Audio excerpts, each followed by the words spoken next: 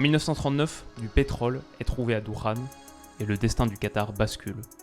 Ce bout de désert coincé à l'est de la péninsule arabique, vivant maigrement de sa pêche et de ses perles, devient en quelques décennies l'un des pays les plus riches du monde et met à profit sa fortune énergétique pour exister. Sous le règne absolu de la famille Al Thani, qui fournit au Qatar ses émirs depuis plus de 150 ans, les gratte-ciel croissent plus vite que les libertés.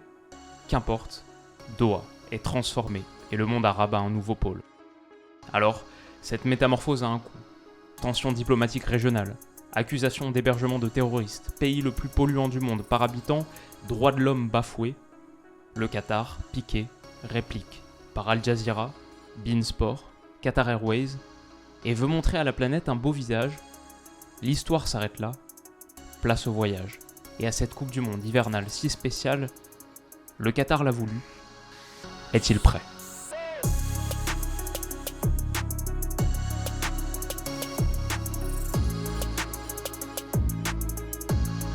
Les amis, bienvenue. J'espère que vous allez tous très bien, très content de vous retrouver pour cette nouvelle vidéo et pour lancer aujourd'hui sur la chaîne mondiale. Après Objectif Coupe du Monde en 2018 et Eurotour à cheval entre 2020 et 2021, je lance aujourd'hui ma nouvelle série de présentation des sélections qui prendront part à la Coupe du Monde d'ici quelques mois. Donc dans les prochaines semaines, dans les 3 mois et demi qui nous restent à peu près jusqu'au match d'ouverture, vous pouvez vous attendre à voir plusieurs épisodes par semaine. On fait le premier là dédié au Qatar. Si vous voulez pas rater les 31 autres, n'hésitez pas à vous abonner à la chaîne. Je vous mettrai moi de mon côté la playlist dédiée à Mondial, la playlist mondiale en première page de la chaîne pour qu'elle soit facile à trouver et pour que vous voyez à chaque fois qu'un nouvel épisode a été ajouté. Voilà, c'est tout pour l'introduction. On commence aujourd'hui, on bascule sur la sélection qatari. Est-elle prête pour sa Coupe du Monde ? Alors la première chose à dire déjà, c'est que le Qatar se prépare depuis un moment. La Coupe du Monde 2022 leur a été attribuée en 2010, mais les premières pierres du projet footballistique qatari ont été posées dès 2004. C'était la fondation de l'Aspire Academy, on y avait consacré une vidéo il y a quelques années. Aspire, en gros, c'est un centre de formation hyper moderne, très high-tech, qui vise à repérer, il y a toute une dimension scouting, mais repérer et développer la nouvelle génération de footballeurs qataris, d'athlètes au sens large, mais plus spécifiquement de footballeurs qataris.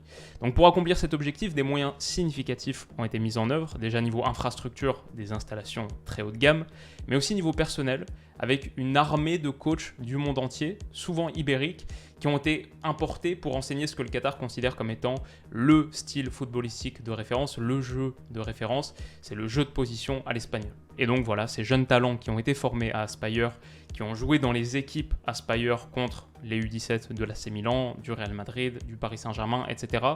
Aujourd'hui, ces gars-là sont en grande partie les joueurs de la sélection nationale. Alors il y a aussi un autre signe, au-delà d'Aspire, il y a aussi un autre signe de cette ambition patiente, c'est le coach Félix Sanchez. C'est le sélectionneur du Qatar depuis 2017.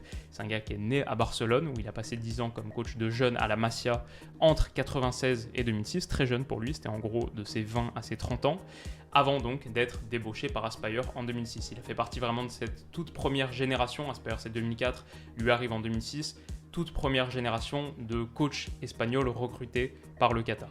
Entre 2006 et 2013, il passe 7 années à Aspire, puis il prend les rênes du Qatar U19 pendant 4 ans, avec lesquels il a gagné la Asian Cup U19, avant donc de devenir le coach des A en 2017, un vrai parcours linéaire, bâti pierre par pierre depuis 16 ans, et qui semble porter ses fruits, puisque la réalité c'est que le Qatar n'a jamais été aussi fort qu'aujourd'hui. Quand on regarde les résultats récents, en 2019 ils ont remporté pour la première fois de leur histoire la Coupe d'Asie, la vraie, avec 7 victoires en 7 matchs, et en battant notamment 3 sélections qui seront là cet hiver, l'Arabie Saoudite en groupe, la Corée du Sud en demi-finale, le Japon en finale 3-1, donc ça c'était 2019. En 2021 ensuite ils ont joué 2 tournois, ils se sont fait inviter un peu partout pour jouer des matchs compétitifs, notamment par exemple en 2021 la Gold Cup, le tournoi d'Amérique du Nord et d'Amérique centrale. Ils y étaient invités, ils vont jusqu'en demi-finale, battus seulement 1-0 par les États-Unis, un match qu'ils auraient pu remporter, franchement, il y a un penalty raté notamment. Donc ça c'est la Gold Cup. Ensuite il y a l'Arab Cup, bon ça ils y auraient participé quoi qu'il arrive, mais l'Arab Cup à nouveau une demi-finale, cette fois elle est perdue contre l'Algérie au bout d'un match qui était absolument fou, qui a beaucoup fait parler. Mais derrière, ils battent l'Égypte au pénalty dans le match pour la médaille de bronze. Donc ils finissent 3e de l'Arab Cup 2021. Voilà, l'ambition de la sélection qatari depuis le début est très claire. C'est arriver à sa Coupe du Monde, la première Coupe du Monde de l'histoire de cette sélection, et ne pas être ridicule. Être un hôte à la hauteur. Et pour l'instant, ils s'en sont vraiment donné les moyens. Donc voilà pour notre première partie, l'ambition. Deuxième partie, la composition maintenant. Comment joue cette équipe? À quoi ressemble la sélection de Félix Sanchez, le coach ici? Quels sont les hommes à surveiller? Alors déjà, ce qu'on peut dire, c'est que ce Qatar a vraiment deux constantes. Une, c'est la défense à 3. Et 2, c'est le duo en pointe. Ça, c'est toujours là. Le reste du système peut varier un peu. Souvent, quand même, c'est du 3-5-2 avec ce trio de milieu de terrain et les pistons sur les côtés. Ça peut être Mohamed, ça peut être Hassan, ça peut être d'autres. Parfois, c'est plus du 5-2-1-2. Donc, au lieu d'avoir un milieu à 3 avec une pointe basse, on a un gars plus haut sur le terrain qui participe aux offensives de cette manière. Parfois, c'est du vrai 5-3-2, donc avec des pistons qui sont en réalité des joueurs très défensifs, des défenseurs très bas. Ça, c'est contre les grosses équipes, notamment contre les grosses sélections, quand le Qatar est plus bas. Mais ce qui est certain, voilà, c'est qu'il y a toujours cette défense à 3 et il y a toujours ce duo d'attaquants. Et ce duo d'attaquants, c'est toujours les mêmes gars. C'est Akram Afif et Almoez Ali. Ça, c'est vraiment les deux stars du Qatar. Les deux sont issus de l'Aspire Academy. Donc Akram Afif et Almoez Ali, les deux sont issus d'Aspire, les deux sont droitiers, les deux ont 26 ans, mais les deux ont vraiment des qualités extrêmement différentes, un profil très différent. Akram Afif, ici, c'est vraiment le 10 typique. Cheveux longs, extrêmement créatif, meneur de jeu presque à l'ancienne, sauf qu'en fait il est assez mobile, capable de vrais dribbles tranchants. Il a été élu joueur asiatique de l'année en 2019, a vraiment beaucoup de flair et de vision, je trouve. C'est un bon tireur de coup de pied arrêté aussi. Pas un mauvais finisseur, il a 22 buts en 75 sélections, ça en fait le 4e meilleur buteur de l'histoire du Qatar. On le retrouve le plus souvent dans l'axe, un peu en retrait à la baguette, comme ça en décrochage pour servir Almoez Ali, mais il est confortable aussi avec l'idée d'occuper la largeur. Il peut se déporter sur le côté, on le voit ici par exemple, pour profiter de sa qualité d'accélération dans les zones à plus faible densité. D'ailleurs en club, à Al Sadd au Qatar, il joue la plupart du temps ailier gauche. Donc ouais, vraiment pas mal de choses à aimer chez ce joueur. C'est d'assez loin le meilleur joueur du Qatar, je dirais, celui que j'ai mis sur la miniature. Akram Afif, on devrait voir des trucs sympas de sa part d'ici quelques mois. Donc voilà pour Akram Afif, la star, je dirais, de cette sélection. La deuxième, c'est son partenaire offensif, c'est Almoez Ali. Dans un registre tout à fait différent, lui c'est vraiment un pur neuf, grosse qualité athlétique, dans les airs à la réception des centres, mais je dirais surtout sur l'accélération pour prendre la profondeur. C'est un vrai neuf de profondeur. Il a une belle frappe de balle, ce qui lui permet aussi d'être dangereux à mi-distance. Il a marqué une pelletée de buts pour le Qatar, 4 en 5 matchs de Gold Cup 2021, 9 en 7 matchs d'Asian Cup 2019, celle que le Qatar remporte. Almoez Ali, tout court, c'est le meilleur buteur de l'histoire de la sélection qatari avec 39 buts, et il a marqué les 39 en l'espace de 4 ans. Alors mon avis perso, c'est que malgré tout ça, ça peut paraître contre-intuitif, mais malgré tout ça, je trouve pas qu'il soit particulièrement un bon finisseur. Je me suis fait quasiment toutes ces occasions avec le Qatar depuis 4-5 dernières saisons, celle en club aussi. Il y a beaucoup de ratés qui sont un peu douteux, voire franchement choquants. Mais voilà, les chiffres sont là. Même en club avec Al Duhail, il sort de la meilleure saison de sa carrière sur le plan statistique. Je crois que ce qu'il faut en conclure, c'est que malgré son taux de finition que je trouve assez moyen, grâce à ses qualités de déplacement, il se génère tellement d'occasions qu'il n'a même pas besoin d'être un tueur pour scorer énormément, ce qu'il fait. Et donc ça, c'est quand même assez intéressant. C'est aussi un gars, on peut le souligner, c'est aussi un gars qui ne ménage pas ses efforts. Je l'ai vu faire des courses de pression de taré, ce qui est très bien. Mais aussi peut-être qu'avec toute cette activité, peut-être que ça lui arrive de manquer un peu de lucidité dans le dernier geste. Peut-être que ceci explique cela également. Quoi qu'il en soit, Almoez Ali, c'est un bon joueur. Et ce qui est intéressant, c'est qu'il est assez complémentaire d'Afif. Afif qui décroche et Almoez Ali qui prend la profondeur, c'est vraiment le schéma de jeu typique du Qatar. On le voit ici contre le Panama par exemple. Plus globalement, la relation entre les deux, je dirais que c'est la force numéro 1 de cette équipe. On parlait de la victoire à l'Asian Cup en 2019. Le premier but en finale contre le Japon, typiquement, c'est une action initiée par Afif et finie, très bien d'ailleurs, par Almoez. Alors ensuite, les autres joueurs importants de cette équipe, déjà, je dirais le trio du milieu de terrain, c'est quasiment toujours le même. Boudiaf en 6, Hatem à sa gauche et Al-Haïdos à sa droite. Al-Haïdos qui est peut-être le troisième joueur le mieux coté du Qatar, peut-être. Les trois ont 31 ans. Les trois ont beaucoup d'expérience ensemble. Ils sont par exemple tous les trois dans le top 10 des joueurs les plus capés de l'histoire du Qatar. Al-Haïdos, c'est le numéro 1 avec 163 sélections. Hatem et Al-Haïdos, les deux milieux relayeurs, ont une bonne frappe de loin. Ils peuvent être assez dangereux à mi-distance, marquent régulièrement des buts. Voilà, c'est dans l'ensemble un trio très expérimenté qui peut manquer un peu de mobilité, on va pas se mentir. Pas de très grosse qualité technique non plus. C'est pas un entrejeu par exemple qui va mettre le pied sur le ballon et véritablement dicter le tempo. Le but pour le Qatar en possession, c'est surtout d'aller toucher Afif et Almoez rapidement. Donc souvent, le milieu de terrain est sauté via du jeu long, peut-être pour Almoez qui peut ensuite remiser sur Afif. C'est pas un gros milieu de contrôle et de fort volume de possession. Donc voilà pour le milieu de terrain. Derrière, ensuite, je dirais qu'il y a vraiment un leader de défense assez clair, c'est Boualem Khoukhi. Lui, on le voit toujours, et au centre de cette charnière à 3. Boualem Khoukhi, c'est un Algérien naturalisé qatari en 2013. Au départ, il voulait jouer pour l'Algérie, mais il était un joueur du championnat qatari depuis ses 19 ans. Il a finalement opté pour le Qatar. À l'époque, c'est marrant, à l'époque où Djamel Belmadi était le sélectionneur du Qatar. On peut imaginer que ça a joué au moins en partie. En tout cas, voilà, derrière, Khoukhi est vraiment devenu un pilier de la sélection, quasiment une centaine de caps, 31 ans lui aussi, comme les 3 gars du milieu de terrain. À ses côtés ensuite, aux côtés de Khoukhi, que ce soit les pistons, les autres défenseurs centraux, c'est un petit peu moins clair. Je dirais que ça change en fonction des matchs et même les positions sont pas forcément établies. Typiquement Pedro Miguel, ici, qui est un autre joueur naturalisé, là, sur les derniers matchs, on l'a trouvé un petit peu central gauche, à gauche de Khoukhi, mais avant, il était plutôt dans une position de piston droit. Donc, pour signifier que cette défense n'est pas véritablement fixée. Je ne suis pas sûr que la bonne formule ait été trouvée encore. Donc voilà rapidement ce qu'on peut dire sur le choix des hommes. Peut-être que si on se risquait à synthétiser rapidement le style de jeu de cette équipe qatari, on dirait que c'est une formation qui procède beaucoup par attaque rapide. C'est pas très Masia. Là où on retrouve les principes de la Masia de Félix Sanchez, en revanche, c'est sur l'occupation des 5 couloirs de jeu, un principe cher à Guardiola dont on a souvent parlé sur la chaîne. On sent sur certaines phases une vraie équipe d'entraîneurs modelée par son coach. Collectivement, il y a des choses intéressantes qui sont faites, mais dans l'ensemble, ça reste une formation qui a quand même des difficultés à créer du jeu en dehors de son axe fort, Afif Almoez. En dehors de ça, ça peut être un peu difficile, donc comme on l'a dit, à la récupération, le but c'est surtout de se projeter assez vite et d'aller toucher le plus rapidement tes 2 joueurs avancés, Afif et Almoez.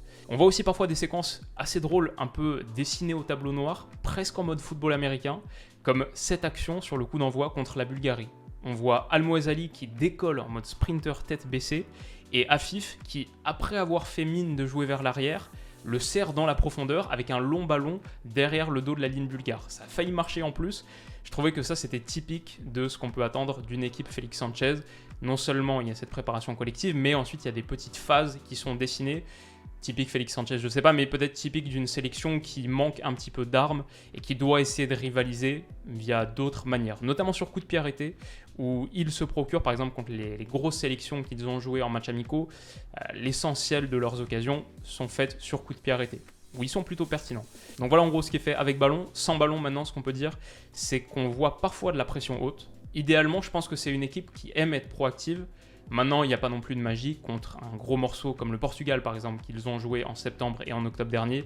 Ça finit quand même souvent par la force des choses en bloc bas. Et sur l'ensemble des 2 matchs, voilà, ils prennent 7-1, 47 tirs à 8. C'est quand même ce standing-là de performance. Donc voilà en gros ce qu'on peut dire niveau style. Peut-être un dernier point qui est intéressant à étudier, c'est d'où viennent ces joueurs. Quand même, quand on parle du Qatar, il y a toujours la question de la naturalisation en trame de fond, en filigrane. D'où viennent ces joueurs-là ?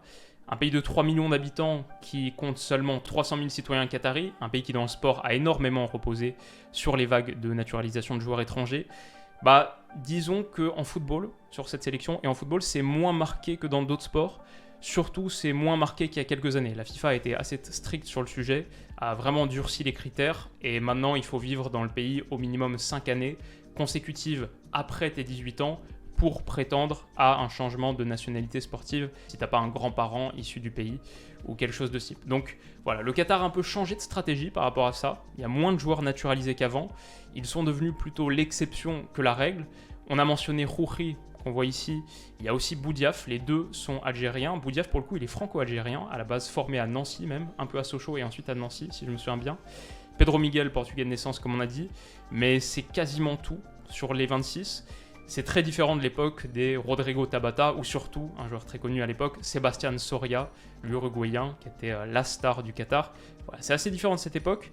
Aujourd'hui, la plupart des gars sont soit nés au Qatar, soit ils ont émigré, mais quand ils étaient beaucoup plus jeunes. Typiquement, Almoez Ali, il est soudanais de naissance, mais sa famille a émigré au Qatar à l'âge de 7 ans, donc ne s'est pas posé la question d'une naturalisation sportive.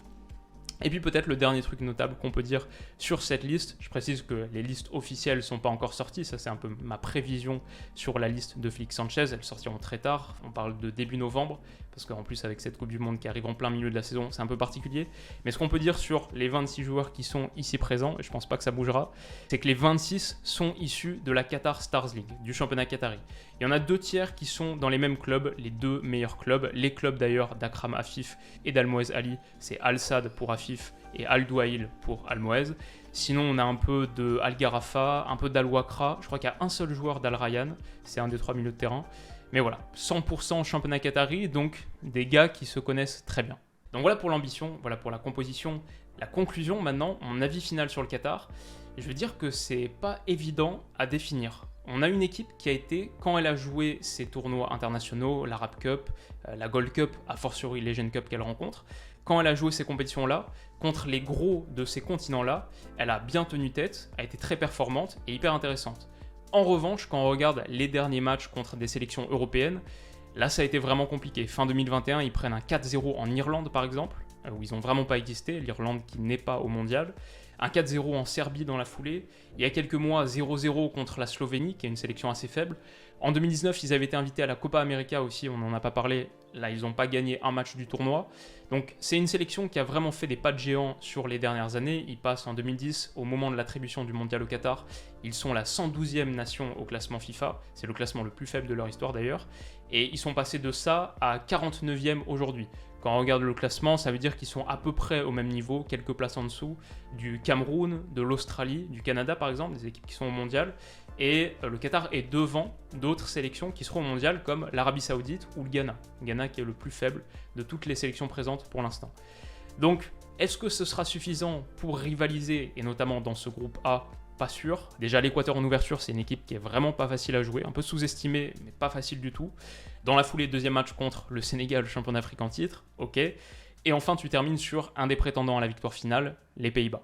Alors bien sûr, le Qatar a une forme de carte dans sa manche, un avantage évident, c'est celui de recevoir, et on sait qu'en Coupe du Monde, l'avantage maison, historiquement, est assez significatif. Il permet à certaines sélections moins bien cotées de réaliser des performances honorables. Je ne sais pas si Russie 2018 c'est le meilleur exemple, ils vont quand même en quart, même si leur groupe est relativement abordable, mais en 2002, la Corée du Sud par exemple, avec le petit coup de pouce arbitral qui peut exister aussi sur ces Coupes du Monde que tu accueilles, voilà, tout ça, ça peut jouer. Maintenant, je dirais que le groupe dans lequel ils sont tombés est quand même très très coriace. Je pense que pour une équipe chapeau 1, une sélection chapeau 1, comme l'était le Qatar au moment du tirage au sort, tu pouvais difficilement faire pire que Sénégal, Pays-Bas, Équateur. C'est très très solide. Donc, ce que je vais dire, un peu comme ce qu'on disait tout à l'heure, c'est que pour moi, leur tournoi sera réussi si ils montrent le foot qu'ils sont capables de développer. Si par exemple on voit cette connexion Afif-Almoez, si les deux se mettent en valeur, s'ils peuvent faire autre chose qu'un bloc bas pendant 3 fois 90 minutes, 270 minutes, là pour moi ce sera plutôt une Coupe du Monde réussie. Et à cette question, à cette interrogation, je vais répondre plutôt oui. Ils ont avec Félix Sanchez ce coach créatif. Faut pas oublier aussi que le Qatar se prépare à ce moment depuis tellement longtemps, depuis 2010, même avec la fondation de la Spire Academy. Tous les moyens ont été mis en œuvre et sont concentrés en direction de ces 3 matchs de phase de groupe. Donc le Qatar se prépare depuis longtemps. Ce qui est sûr, c'est que ça va être intense. Pour l'instant, je dirais que je ne les vois pas sortir de leur groupe, mais je ne les vois pas être ridicules non plus. Et donc voilà les amis, ça conclut grosso modo ce premier épisode de Mondial. Si vous a plu, n'hésitez pas à mettre un gros pouce bleu, ça m'encouragera énormément. Si vous a plu, n'hésitez pas à me le dire aussi en commentaire. Ça fait hyper plaisir de lire ça, comme hier sur ma vidéo d'annonce. Ça m'a fait vraiment chaud au cœur, j'ai passé une trop bonne soirée en lisant tout ça. Donc voilà, si ce premier épisode vous a plu, n'hésitez pas à faire tout ça. Si vous voulez pas rater les suivants, et on va enchaîner très vite, je crois qu'idéalement le deuxième arrive dans quelques jours à peine, parce que mine de rien, le temps est compté, il nous reste 3 mois et demi avant le coup d'envoi. Donc si vous voulez pas rater le prochain épisode, tous ceux qui vont suivre, n'hésitez pas à vous abonner à la chaîne, ça aussi, ça me fera très plaisir. Et enfin la dernière chose à dire, c'est que s'il y en a qui sont spécialistes d'une sélection, leur pays de naissance, leur sélection de cœur, peu importe, s'il y en a qui sont spécialistes et qui ont envie un petit peu de partager leur expertise, j'ai ouvert une adresse mail willoumondial2022@gmail.com. N'hésitez pas à m'envoyer vos notes, vos analyses, un peu sur le thème l'ambition et la composition. Je pense que c'est vraiment les deux parties où vous pouvez le plus m'aider. Notamment sur l'ambition, quel est le ressenti au pays. Ça, c'est quelque chose qui est un petit peu plus difficile, comme je disais hier, un petit peu plus difficile à cerner de l'extérieur. Donc n'hésitez pas à m'envoyer vos meilleurs mails. Moi, je les trierai ensuite par sélection et j'essaierai de citer le plus de monde possible en conclusion. Ça m'aidera vraiment. Voilà pour cette vidéo, j'espère à nouveau qu'elle vous a plu. On se retrouve très très vite pour la prochaine, dans quelques jours à peine. Alors d'ici là, comme d'habitude, passez une très bonne journée, une excellente soirée. Prenez soin de vous et de vos proches et on se dit à très vite. Bisous.